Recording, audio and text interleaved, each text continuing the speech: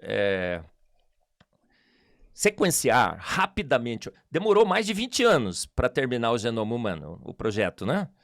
Mas hoje, você chega com um genoma de um humano, poucas horas você já tem ele totalmente, quase totalmente. IA aí, Tem né? umas regiões bem difíceis. Então, nós começamos a sequenciar genoma de todo mundo ao redor da Terra. O que aconteceu? Descobrimos, pelo projeto ENCODE, o projeto Genoma, que cada filho é de 50 a 100 mutações deletérias pior que seu pai. 50 a 100 mutações deletérias. Esse é o dado, tem paper, tudo. Posso te mandar o artigo. Sim, sim. Não trouxe nenhum artigo aqui, né? Porque o pessoal fala assim, nossa, o cara traz artigo. Então não existe... Eu tenho tudo de cabeça. Então não existe a evolução, existe a involução aí. E estamos evoluindo, Rogério. Você tem alguma dúvida? Eu não tenho nenhuma. Estamos evoluindo, acumulando 50 a 100 mutações deletérias por geração. Sequenciamos um monte de genoma de vários humanos. O genoma é um diário da vida na Terra. Está registrado lá o quanto tempo vivemos na Terra. Porque se sabemos que acumulamos de 50 a 100 mutações deletérias por geração, várias e várias exemplares, o N foi muito grande, mostraram essa variação de 50 a 100. Uma geração dura de 20 a 25 anos. E foram verificar quanto de mutação deletéria a gente tinha no genoma. Felizmente, temos muito pouco. Rogério, se a gente tivesse há milhões de anos na Terra, não tinha mais um ser humano que conseguisse andar, sabe? Seríamos todos debiloides, sabe? Estaríamos totalmente degradados. A gente está evoluindo acentuadamente. Você sabe que as doenças genéticas estão se acumulando. O autismo, Alzheimer, né? Parkinson, Down. O autismo nos Estados Unidos, outro dia o presidente americano falou assim, cara, isso é uma pandemia aqui nos Estados Unidos. Então nós fizemos a conta. Quanto deu? Quanto tempo estamos? 6 mil anos. 6 mil, claro. Aí eu sou o herege. Eu sou o herege. Eu sou o que defende um absurdo? Não. Eu estou apenas me rendendo aos dados científicos. Você acha que eu ia defender 6 mil anos para apanhar? Inclusive, os caras falam assim, Marcos, sua vida seria muito mais fácil se você só dissesse assim, olha, o universo foi feito pronto. Qual a idade da Terra? Não sei. Não sei. Pode ser velha, pode ser jovem, mas eu sei. Não tem como eu não concluir que a Terra é jovem, que há aproximadamente 6 anos. E olha que legal, eu sou criacionista bíblico, eu sempre aprendi com a minha professorinha da IBD, Escola Bíblica Dominical, viu, Rogério? Desde pequenininho, eu sentava na cadeirinha, a minha professora da Escola Bíblica Dominical chegou para mim e falou assim, Marquinhos, né, que era pequenininho, você foi feito pronto, você é filho do Altíssimo, Deus te criou a sua imagem e semelhança há 6 mil anos. Em 6 dias, conforme descreve a palavra de Deus. Olha, e, portanto, respeite esse livro. É a única referencial de verdade absoluta que você vai ter na Terra. Não vá atrás de teorias de homem. Maldito o homem que confia no homem, Marquinhos. Confia na palavra de Deus. Eu me rendi ao evolucionismo teísta. Eu fui evolucionista por 40 anos. Big Banguista por 40 anos. Hoje, com os dados científicos... De quantos anos para cá que você... 2008. 2008. Tá quase 20 anos. Tá. 2008 está dando 17 anos. 17. Olha, com os dados científicos, eu pude me reconverter a minha professorinha da IBD. Olha, professorinha, você estava certa. Que mulher maravilhosa.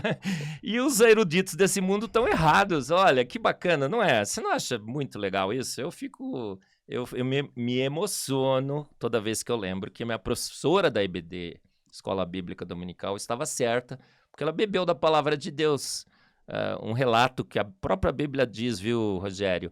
Toda a escritura foi inspirada por Deus e é útil para o ensino. Qual é a única testemunha ocular de como o universo foi formado? Deus. Jesus, quando esteve entre nós, falou assim, não tendes lido que desde o princípio eu os fiz homem e mulher? O próprio Deus está dizendo, desde o princípio eu te fiz homem e mulher. Não tendes lido, ele está fazendo referência a Gênesis. Ele está corroborando a autoridade do livro de Gênesis, que disse que ele fez pronto. E eu, pela ciência, não estou usando a Bíblia para descobrir coisas na ciência. A ciência que me aponta descobertas que batem com a palavra de Deus, e eu acho que isso é sensacional. Mistura boa ciência com boa teologia. Ô Marcos, deixa eu tirar mais uma dúvida então. Então Claro. a gente estava falando de datações aí, você falou que provavelmente tem manipulações aí na... Não são manipulações, são equívocos. Equívocos, tá. Sim. E, por exemplo, que nem nas geleiras, né, da Groenlândia e tal, a gente consegue, os cientistas conseguem pegar as camadas lá sim. e fazer como se fosse o sequenciamento do genoma, né? Você consegue contar as eras, os anos ali, né? Ali também está errado? Ali também tem equívoco? São pressupostos. É uma teoria também, Eu visitei agora o Ark Encounter, um parque nos Estados Unidos, fantástico. É um parque do Ministério Answers in Genesis, Respostas em Gênesis, em Kentucky, com uma arca do tamanho real, assim, monstruosa, cheia de evidências do dilúvio bíblico. E tinha um display lá, muito bacana. Acho que foi no Museu da Criação. Tem o Ark Encounter e o Museu da Criação. Tá. Dizendo assim, olha, tá vendo esse negócio de geleira e tudo, essas camadinhas e tal? Teve um avião que foi perdido lá nos polos. E depois de muito tempo foram lá tentar encontrar. Ele tinha afundado um monte nas geleiras. Mostrando que um dos pressupostos dessa datação que se faz pelas camadas de gelo está errada. De que aquilo lá é um acúmulo lento, gradual e sucessivo. Muito do material que se acumula com o degelo e o congelamento e a compressão pode migrar para as camadas inferiores. Então ele fala, cara, não dá para tirar nenhuma conclusão das geleiras. Incrível. Então é uma prova, uma evidência incontestável? Não é. A gente está fazendo um pressuposto que aquelas camadas foram acumulando e não houve nenhuma migração das camadas superiores para inferiores, enquanto há evidências que essa migração de fato poderia ter ocorrido. Você tem o degelo e congela novamente. Como é que eu posso dizer que aquelas camadas realmente são camadas que mostram a história da Terra? Não mostram. A datação com radioisótopos. Sim. Tem um grupo nos Estados Unidos muito interessante, é RATE, Research on the Age of the Earth. Pesquisa sobre a idade da Terra. Eles falaram assim, vamos tirar a prova dos 9 desses métodos de datação com radioisótopos? Rogério, um monte lá nos Estados Unidos, Monte Santa Helena, foi formado pela erupção de um vulcão, há 1960 e pouco. E as rochas... E muitas rochas foram formadas por solidificação do magma. Então eles pegaram a rocha, que tinha aproximadamente 10 anos depois da erupção, cortaram em pedacinhos. E começaram a mandar para os laboratórios de datação com radioisótopos. Um método muito famoso é potássio-argônio. Mandaram para o método de potássio-argônio. Se era um magma, não devia ter argônio, concorda? Argônio é um gás. Eu não saberia refutar isso daí. É um gás. Argônio é um gás. Argônio eu conheço, a gente usa até para fazer cortes aí. Cortes com argônio. Então, um magma não deveria ter argônio, concorda? Concordo. Então, a rocha deveria estar livre de argônio. Porque a temperatura iria evaporar. A única quantidade de argônio que teria lá é pelo decaimento do potássio. O potássio decai para argônio. Então, era um experimento muito interessante. Poderia testar para ver se o método de potássio-argônio, de fato, funcionava. Mandaram para fazer datação com os laboratórios de diferentes lugares do mundo, não só com potássio-argônio, com todos os métodos. Chumbo, urânio-chumbo e os outros. Que aconteceu, Rogério? Dava lá 500 milhões, 800 milhões, 1,5 bilhão, e cada método deu uma data diferente. Datas extremamente maiores do que a rocha. A rocha tinha 10 anos. Então, eu vou te fazer uma pergunta. Se uma rocha que a gente sabe a idade, quando mandada para laboratórios com datação com radioisótopos, dá datas tão absurdamente maiores e tão discrepantes, como que eu vou confiar nesse método por uma rocha que eu não sei? Então não dá. 2 livros foram escritos dizendo o seguinte, não é que é mal feito o dado, não é que eles são desonestos, eles estão fazendo errado ali, ou forçando. O problema está com os pressupostos. Potássio-argônio, o pressuposto é que não tinha argônio na rocha, e esse argônio foi formado só por decaimento de potássio para argônio. Tinha argônio. Quando o magma esfria, capturou argônio. Então, eu sei quanto tinha dos radioisótopos quando a Terra foi formada? Não sei. Como é que então eu vou usar a proporção do pai e filho para datar a rocha? Alguma coisa muito errada existe com esses métodos. E a única evidência que eles tinham foi para o espaço. Tem 2 livros escritos desse grupo. Tem vários artigos na internet, a gente mostra as tabelas com as discrepâncias da idade e tudo mais que foram medidas. Agora, tem um método muito legal, o método do carbono 14. Sim. Carbono 14 é um radioisótopo que tem um tempo de vida muito curto, 5.735 anos. A idade dos judeus. Quase. Eu acho que então os judeus devem contar um pouco mais. Eu devo estar confundindo a meia-vida do carbono 14 com o tempo que os judeus acham que a vida da Terra tem. Mas é 5.700 e alguma coisa. Ali. Tá próximo. Então o que vai acontecer?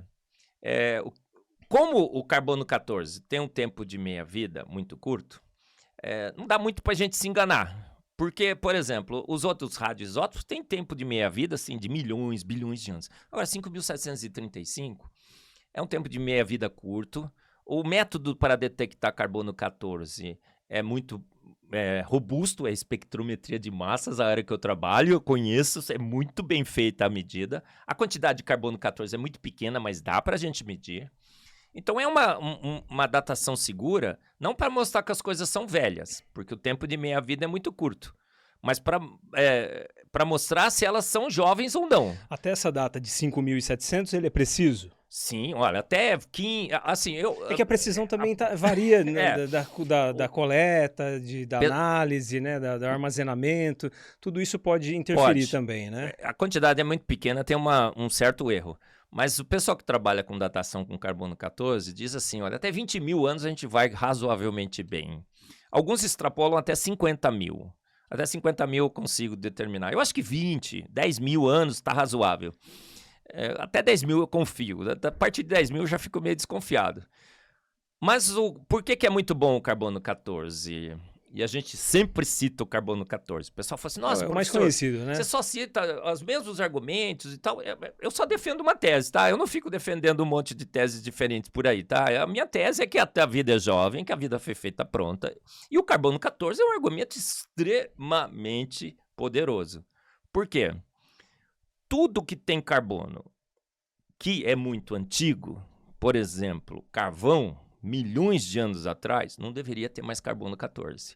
Isso é absolutamente certo. Não dá para achar que um carvão formado ali há 30, 40 bilhões de anos atrás, milhões de anos atrás, milhões, né?